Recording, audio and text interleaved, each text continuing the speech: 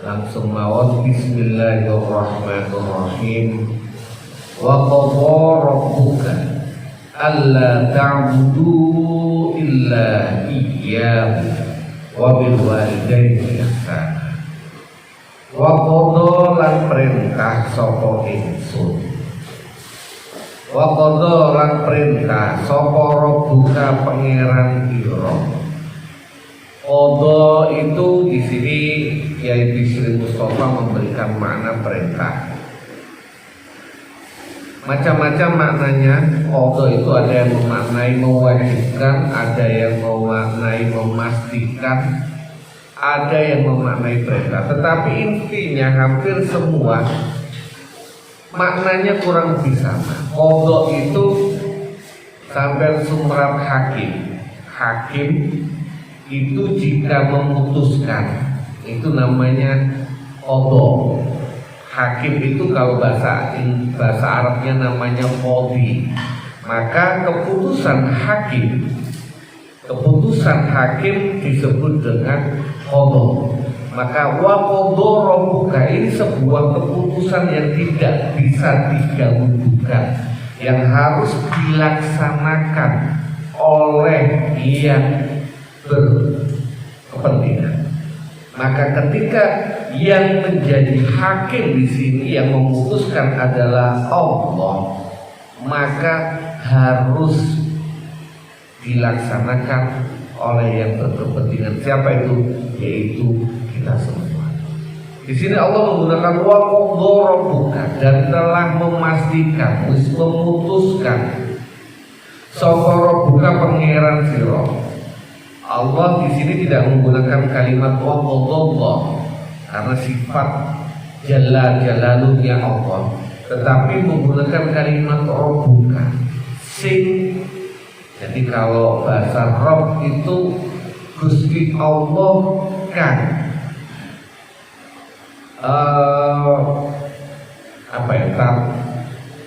membina, memelihara. Tuhan yang memelihara kita dari mulai tidak ada hingga sekarang. Artinya kuduke uang itu ketika sudah menggunakan kalimat wa qadha rabbuka langsung mikir Gusti Allah yang telah memelihara kita, telah memberikan sebuah keputusan. Beda gini, nek sing memberikan keputusan orang lain, katakanlah gubernur memberikan keputusan, tapi kita tidak pernah merasakan hasil langsung dari gubernur. Gubernur paling apa sih hubungannya? Paling hubungannya ambek jalan raya, penerangan. Ketika gubernur sudah bahas masalah pribadi, kita biasanya tidak ada pedulinya, nggak ono hubungannya kalau itu.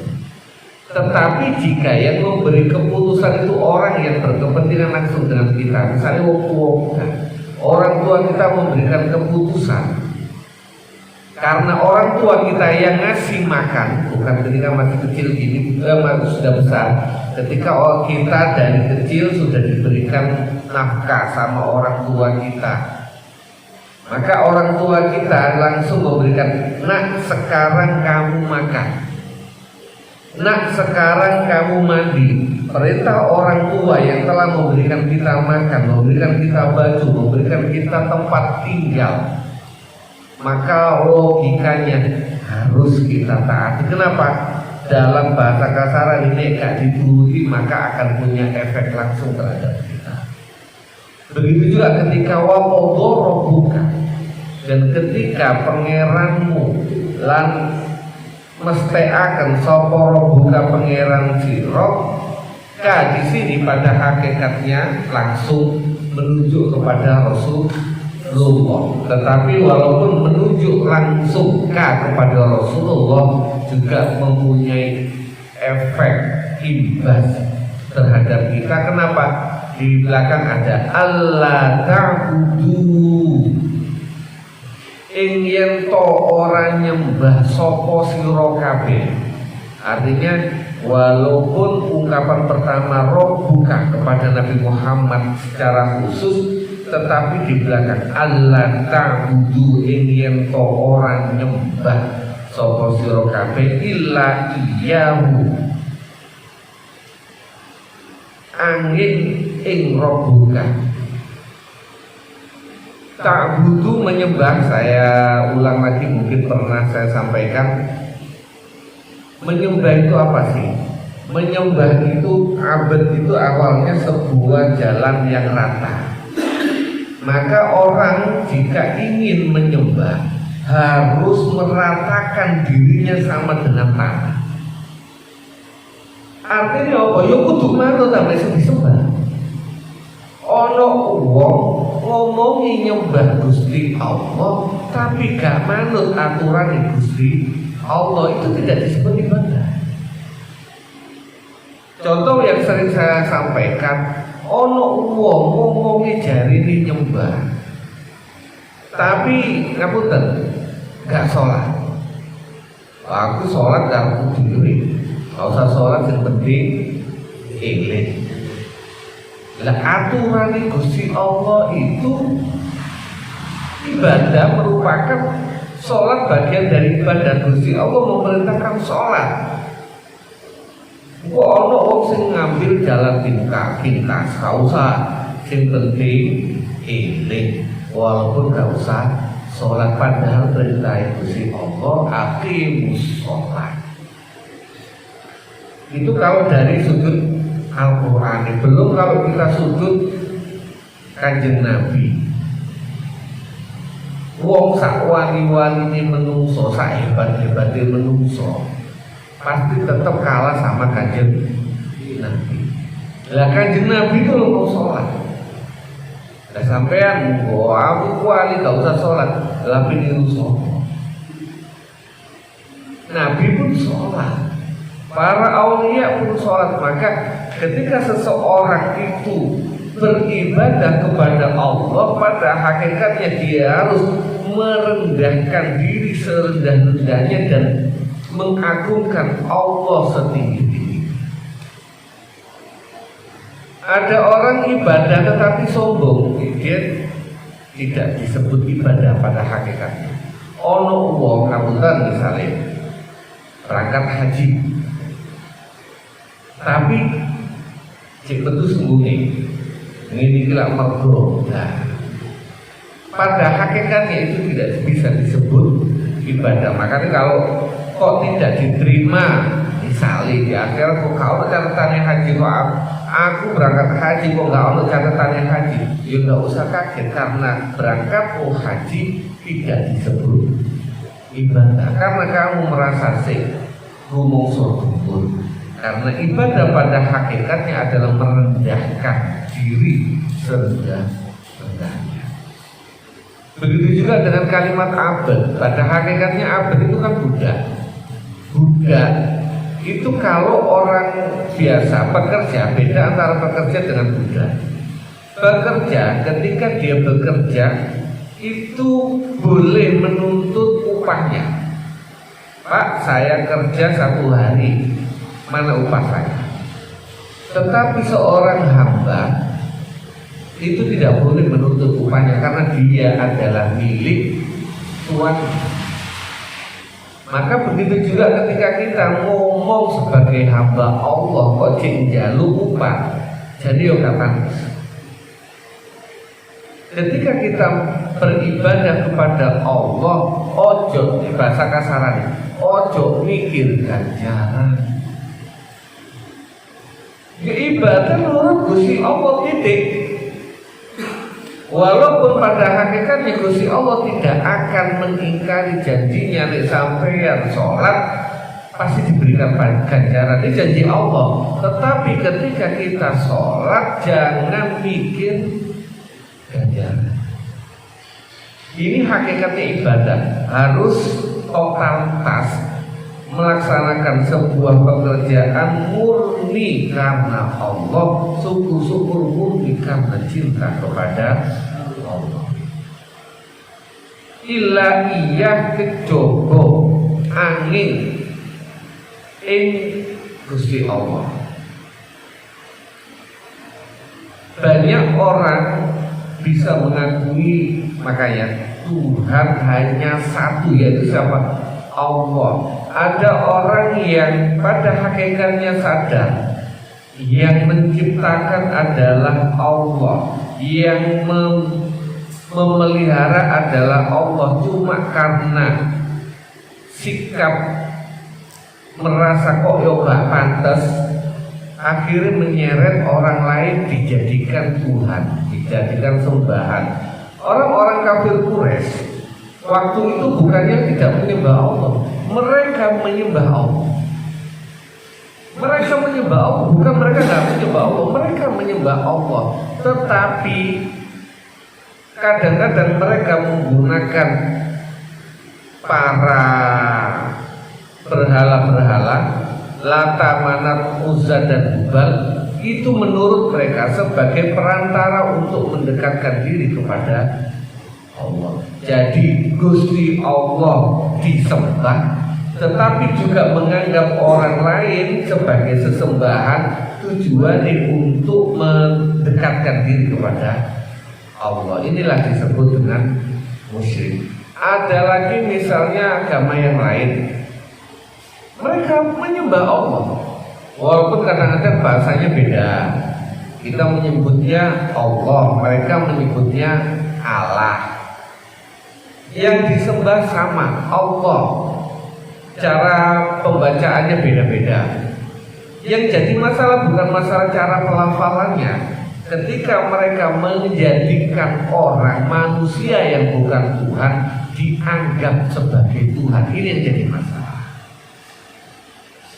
Kita itu harus menempatkan sesuatu pada tempatnya.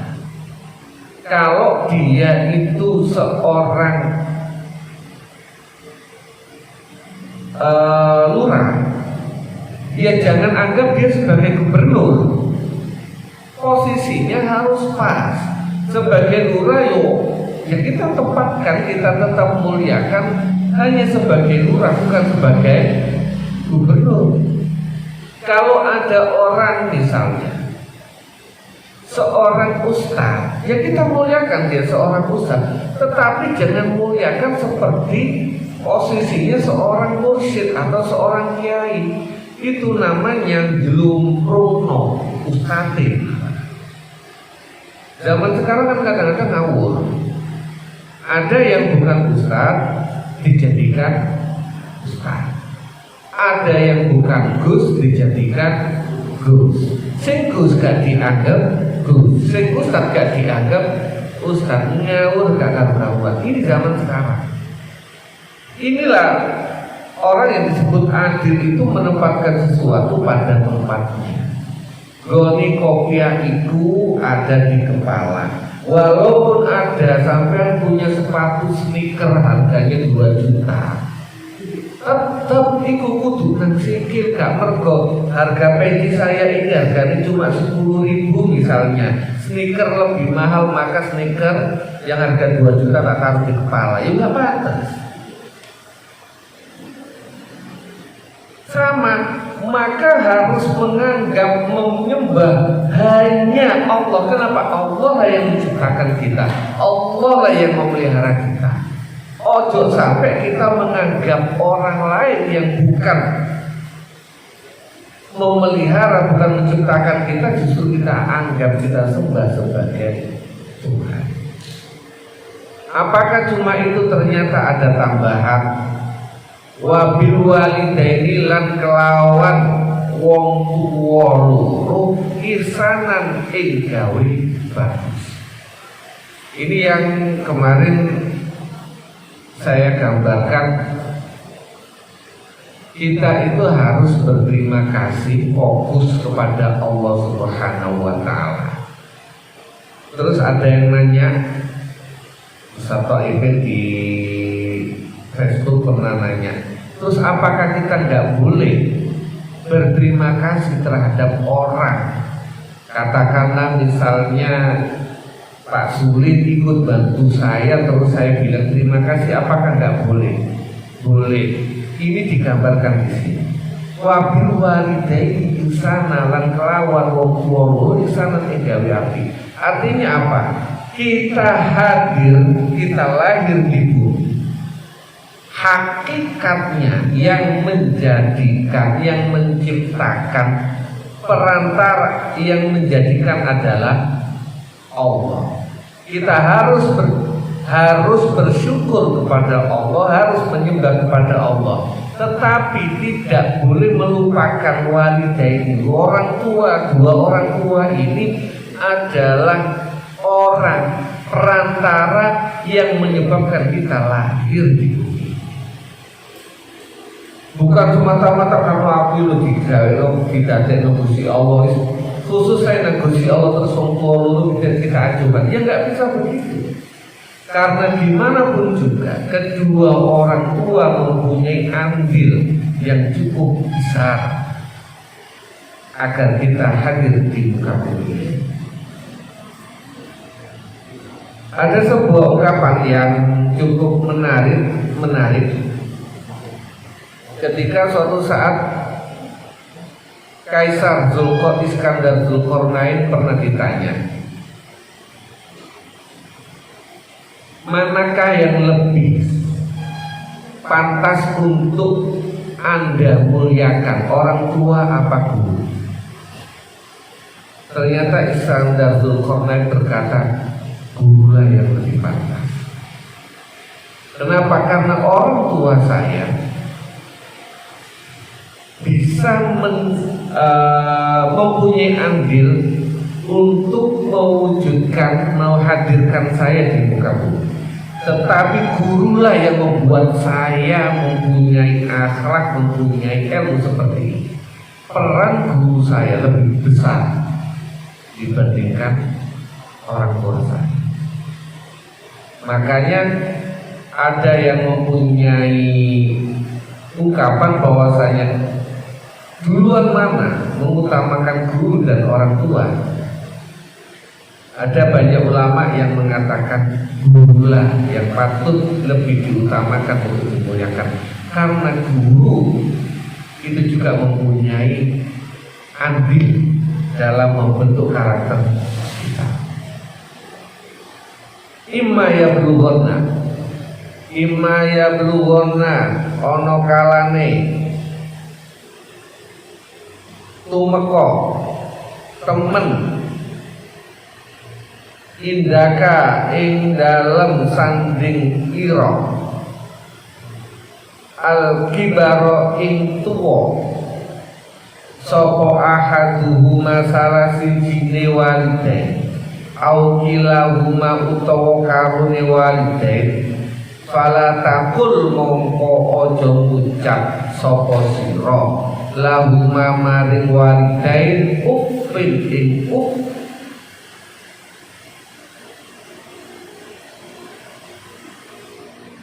Bisa jadi suatu saat ada waktunya orang tua, salah satu atau keduanya orang tua kita yang sudah sangat tua, ibarat itu sudah sangat tua, sangat lemah, yang hidup bersama kita, bapak kita atau ibu kita itu tinggal satu rumah dengan kita. Ini indaka, ini insan dikiro, artinya orang tua yang kita kasih makan, bukan orang tua yang datang sesekali, bukan. Ini orang tua yang kita kasih makan, kita berikan penghidupan tiap hari. Itu kita tidak boleh mengatakan logikanya, kalau sing kita rawat, kita biayai saja, tidak boleh kita bilang opo maneh sing kita gak melo rawat. Sampai mungkin sinten sing pernah ngerawat orang tuanya, duwe wong tuwa terus kadang-kadang orang tua kalau sudah sepuh ini disebutkan kibat, bukan hanya orang tua yang sudah sepuh kita rawat. Wong tuwa nek wis opo iku kan ngapunten kaya arek cilik. Sama seperti anak kecil, kadang-kadang apa ya, yang menjengkelkan. Dikerjakan kadang-kadang sembarangan, sangat menjengkelkan. Itu pun, ini yang dibahas ini orang yang sudah tua, itu pun nggak boleh bilang oh.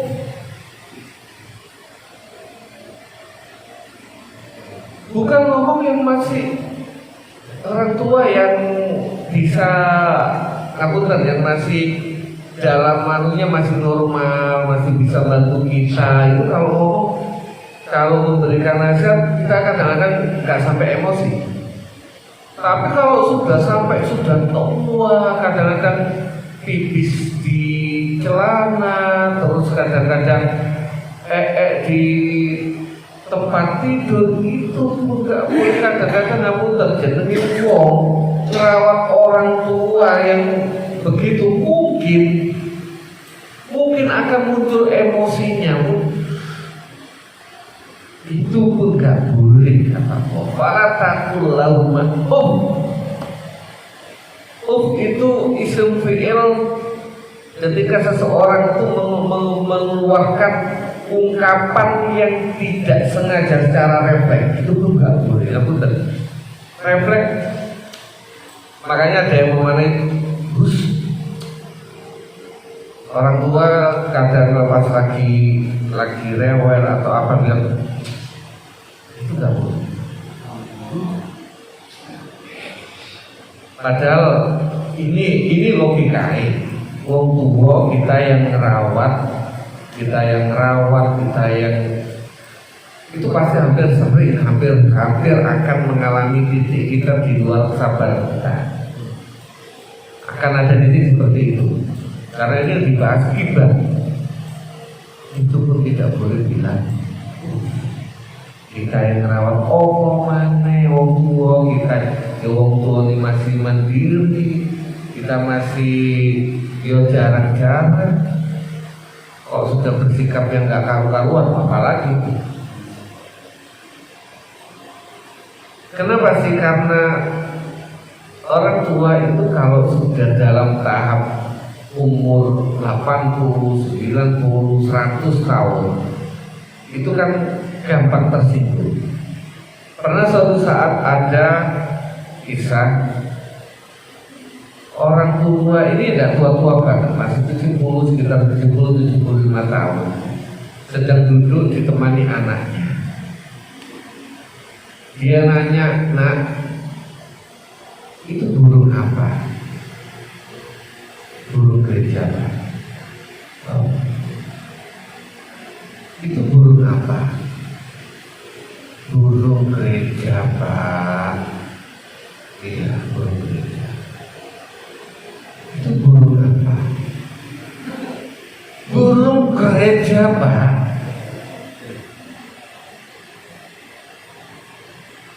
"Iya, itu burung apa?" Mulai emosi, "Pak, pertanyaan keempat kali. Masuk apa ya Pak? Itu burung gereja." Baru bapak ini, makanya belum terang. Nah, saya sengaja ngeteskan. Dulu ketika kamu ingat, ketika kamu masih kecil, kamu nanya ke ayah, itu lebih dari 15 kali tanya itu burung apa. Sekarang aku baru tanya 4 kali aja kamu emosi. Jadi kadang-kadang ngapunten ya. Itulah kenapa Allah memberikan kalimat fala taqul lahum. Apalagi walatan harhumalang ojo nyentak sapa sira huma ing walidain. Jangan sekali-kali kita nyentak berat terus terang. Falat wakul lan ngucap sapa sira lahu mamarung walidain qaulan ing pengucap kaliman kang mulya. Ketika kita seemosi apapun, ini ajarannya Al-Quran, seemosi apapun harus mencari kata yang paling indah. Bahasa saya Muhammad Mutawalli Asy'arawi, ketika kita berhadapan dengan orang tua, maka kita harus menjadi seorang diplomat. Diplomat itu mencari bahasa sing enak. Kita harus menjadi seorang yang pintar memilih kata-kata. Kadang-kadang ngapunten, namanya orang tua, Masya Allah, kalau sudah sepuh, sakit, apalagi sakit lupa gitu, itu pikun, sudah mulai pikun, Masya Allah. Ada sebuah ungkapan misalnya, ini dicontohkan sama saya Muhammad Mutawalli Asy'arawi. Misalnya ada ibu nih dikasih minuman sama anaknya. Begitu kasih minuman anaknya, namanya orang tua kan jatuh perang. Begitu jatuh perang, ibu dewi itu kan merasa gak enak. Ini tinggal di rumah anaknya loh ya, tinggal di rumah anaknya. Ini masih ibu gak enak. Sang anak langsung bersihkan, ibu gak usah. Ibu bisa. Kata sang anak, Bu, sampai gak ingin tak anak sampean melakukan sebuah perbuatan yang bisa memasukkannya ke dalam surga. Ini bahasanya, memilih bahasa yang indah. Apapun itu, kita di sini digunakan qadha. Kita kembali lagi, qadha, keputusan Allah yang harus kita lakukan. Karena namanya manusia, kita mungkin sekarang seger, mungkin nggak terlalu sensitif, tetapi suatu saat bisa jadi kita akan menjadi orang tua jadi sensitif. Makanya suatu saat saya itu pernah ngomong kaki umur tuh, itu pokoknya udah sampai pikun. Nanti kalau sudah sampai pikun, nelongso. Makanya Nabi Muhammad itu 63, sahabat Umar 63, sahabat Abu Bakar 63, sahabat Umar itu lebih. Sedangkan sahabat Utsman itu 80 lebih. Makanya ada sekelompok orang yang mengatakan sahabat Utsman itu sudah tahap sering berubah. Walaupun beliau tidak berubah, cuman kadang-kadang karena umurnya manusia di Indonesia itu seumuran bentuk gampang berubah, tetapi orang Arab enggak. Saya pernah ketemu sama orang Arab di daerah kampung, umur 90 lebih, masih sehat, masih hafal anak-anaknya. Makanya kalau ada yang bilang sahabat Utsman kalau nggak salah wafat itu 80 sekian, menganggap beliau sudah itu karena dia menyamakan umur standar orang Indonesia. Kalau umur orang Arab, umur segitu standar belum itu beda. Nah, kita diajari sama Allah ini sebuah keputusan yang tidak boleh dibantah. Itu satu. Kedua, di sini tidak dibahas bapak Islam atau tidak. Artinya walaupun bapak ibu itu non muslim, tetap kita sebagai anak harus melaksanakan ini. Bukan tentang bapak Kristen lain apapun, tidak. Tetap kita sebagai anak harus wabil walidaini ihsan.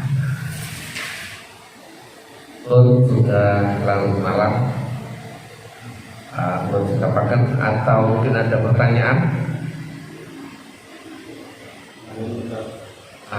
Langsung dua, monggo. Atau yang sana juga ada yang nanya?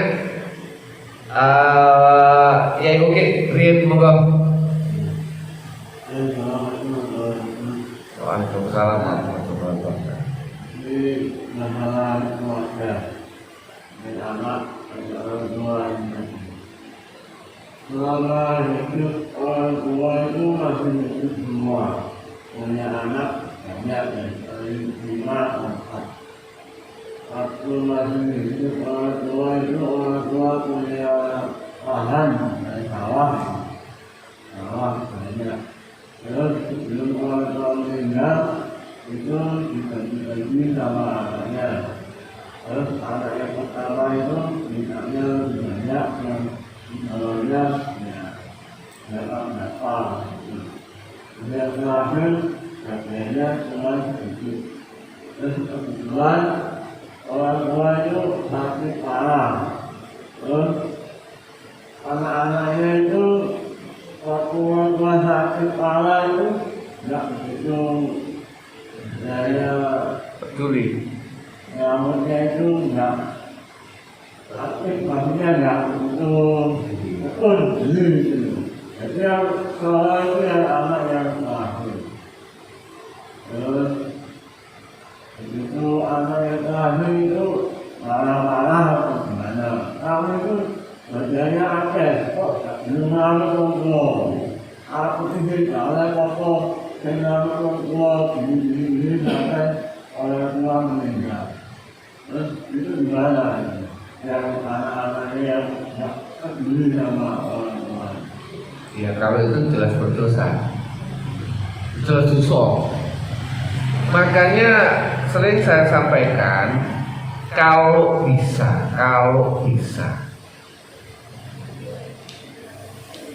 sebelum meninggal orang tua itu jangan membagi habis harta kekayaannya. Kalaupun mau dibagi separuh atau disisakan, jangan sampai entek. Kalau uang misalnya punya tanah 10 hektar, kalau mau dibagi dikasihkan anaknya ada 5, kasih ya satu, sisa 5 hektar. Yang 5 hektar masih dipakai sama bapaknya, entah disewakan, entah digarap orang. Kenapa? Cek gagah wong tua itu sakit punya duit, ada cucu datang. Biasanya orang kakek nenek itu kalau ada cucu datang kayaknya mau bingung, karena dia masih punya 5 hektar tenang, itu datang nyelongi bisa. Coba kalau jadi bagian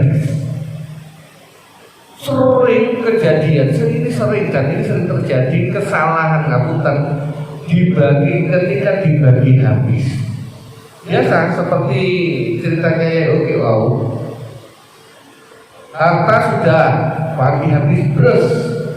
Wong tua pasti biasa gampang ngaku kok ngerai jayo, ya kan? Pikirannya simpel orang tua.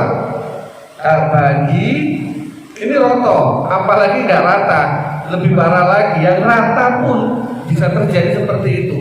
Ini rata. Aku tak bagi roto, aku melok awakmu. Simpel. Apa yang terjadi? Pertama ikut anak pertama. Ini kejadian yang pernah ada. Ikut anak pertama. Anaknya api, bujuni roto jahat. Wong tua tadi saya gambarkan, orang tua itu kan peka. Sakit hati, roh nek mantune roto gak seneng, pindah ke anak kedua. Pindahlah dia ke anak kedua. Anaknya api, mantune api, putune greget.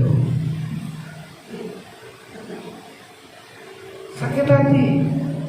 Kan ada putu itu bukan ngerti jenis putu. Kok nenek di sini terus? Iya kan?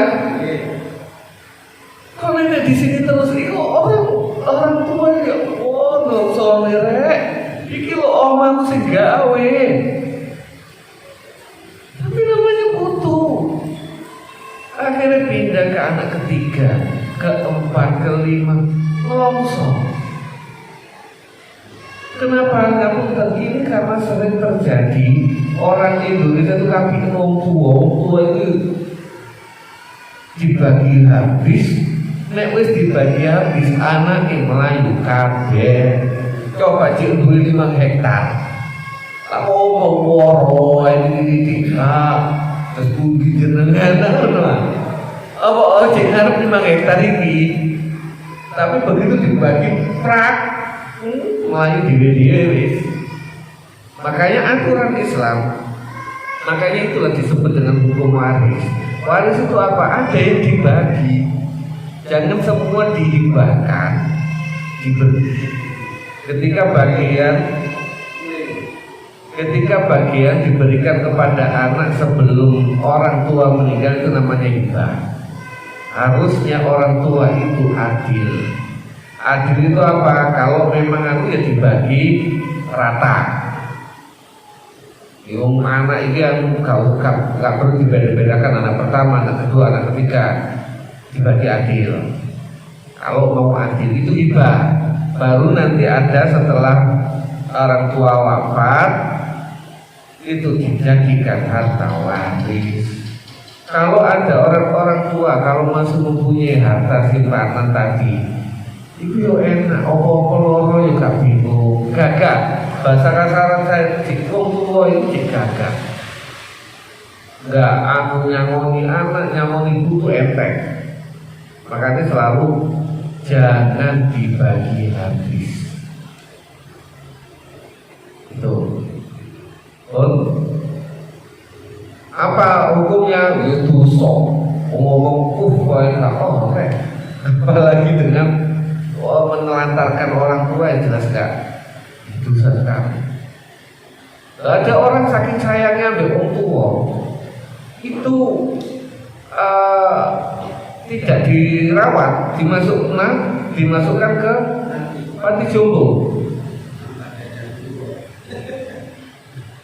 Loh, ini terjadi. Ya karena dia sudah nggak punya uang, nggak bisa mempunyai kekuatan. Bahasa saya nggak gagah. Di duit jian itu wajib gagah. Ya, mohon Pak Sulit. Assalamualaikum warahmatullahi wabarakatuh. Tentang ibadah haji, kita dari rumah sudah punya niat ibadah haji, terus di Mekah kita itu dengan sengaja kita foto selfie. Nanti niat kita nggak ada riak gitu. Tapi nanti kalau di rumah namanya zaman sekarang mungkin pada sekali. Terus gimana? Yang kedua, biasanya kita itu kan melawat orang sakit, orang tua kita sakit lama, yang kesel. Tapi jadi kadang-kadang belum tahu hukum. Terus baru sekarang dia ikut ngaji, terus tahu hukumnya, terus gimana? Yang pertama masalah haji kita pakai update status, nggak usah pulang masih di sana pakai update status, nggak apa-apa, insya Allah nggak apa-apa. Sah selama syarat dan rukunnya terpenuhi sah. Kalaupun ada yang namanya manusia kadang-kadang muncul ria, kadang-kadang muncul ujub di sana sesekali. Ya solusinya ya minta maaf sama Allah, istighfar, mohon maaf. Bukan orang lain, saya pernah merasakan rumongso, ya tahu rumongso. Ketika haji pertama saya rumongso, tapi hebatnya untuk orang Indonesia biasanya langsung diingatkan sama Allah. Ketika kita rumongso, dijewer langsung sama Allah, saya dibikin bingung. Saya pernah cerita, yo apal jalan sampai 3 jam gak petuk nyari bidawut yang biasa tak lewati dari Mina ke tempatan itu ya Allah sampai pegel saya. Begitu sampai capek saya sambil mencari salah apa saya. Sampai saya istighfar, ya Allah, astagfirullahaladzim. Lu kok ketok bidawut? Tak puteri lagi, tak mulai dari awal. Ini sudah tak puteri ada 4-5 kali. Lewat saya balik lagi ke awal. Harusnya di depan ini bidawut. Kau sampai kurang lebih 5 kali. Begitu saya istighfar, tak balik lagi dari awal. Ya Allah, itu bidawut. Bidawut itu mataharinya Arab lah namanya. Bisa sekali manusia itu jenis manusia itu ono muncul ria, muncul mediti ya kadang-kadang ada. Tinggal bagaimana kita menutup dengan istighfar. Nah, pertanyaan kedua masalah ketika kita sedang sebagai anak kita siapapun itu tidak akan bisa memenuhi kewajiban kita sebagai anak terhadap orang tua. Wis ngaji, wis ustad, wis kiai pun ngapunten memenuhi kewajiban anak sebagai orang tua tidak bisa 100%. Ya mungkin tahu salah. Seperti tadi saya bilang, ini pernah saya lihat pas saya lihat acaranya Kiai Quraisy Shihab, ya kadang-kadang muncul emosi itu akan ada, emosi karena nggak sabar itu nggak boleh. Nah bagaimana caranya? Pertama kita istighfar, minta maaf kepada orang tua jika masih hidup. Jika sudah wafat ya kita minta maaf kepada Allah, minta sering-sering kirim doa, sering-sering doa minta mengampunkan Allah, termasuk minta ampun kita atas dosa kita tidak bisa memenuhi kewajiban kita sebagai seorang anak. Kewajiban seorang anak saya, gak usah ngomong orang lain, kewajiban saya sebagai anak terhadap orang tua saya terus terang saya gak mampu, jauh dari harapan. Gak usah ngomong orang lain, saya belum mampu untuk memenuhi kewajiban saya sebagai seorang anak, jauh dari mampu. Bagaimana caranya menutupi? Mohon ngapura terus ya Allah. Juga minta maafkan kedua orang tua kita. Mudah-mudahan Allah ridho, mudah-mudahan orang tua ridho. Banyak kesalahan kalau saya dibahas masalah salah, salah Gusti, salah. Saya kalau dalam beberapa kasus misalnya, salah Bu, itu saya sudah wafat. Salah Bu, salah. Saya akui itu. Tapi gimana lagi? Yuk wis. Keterbatasan seorang anak untuk membahagiakan orang tua, untuk memenuhi kewajiban seorang anak terhadap orang tua jauh dari kata cukup. Siapapun itu, nek wis ngomong soal cukup itu justru perlu dipertanyakan. Tidak ada cukup, karena orang tua kita itu nyewoi kita itu tidak merasa jijik. Sampean nek nyewoi anaknya orang jijik lah, suker lah, nggak ada. Tapi ketika sampean nyewoi ngapunten andaikan orang tua kita pasti suka, dan itu nggak boleh. Nanti di ayat selanjutnya ada bahasan yang waqfid lahum janaha dzul, itu lebih dalam lagi bagaimana seorang anak harus memperlakukan orang tuanya sama dengan anaknya ketika melindungi. Orang tua yang sudah tua itu harus memperlakukan sama dengan anaknya. Kita nyawai anak nggak suka orang tua itu nggak suka. Dulang anak itu seneng, kudune dulang orang tua juga berat. Bisakah kita seperti itu? Saya pribadi belum mampu. Bu, kalau ada yang sudah mampu. Pun, ada yang lain?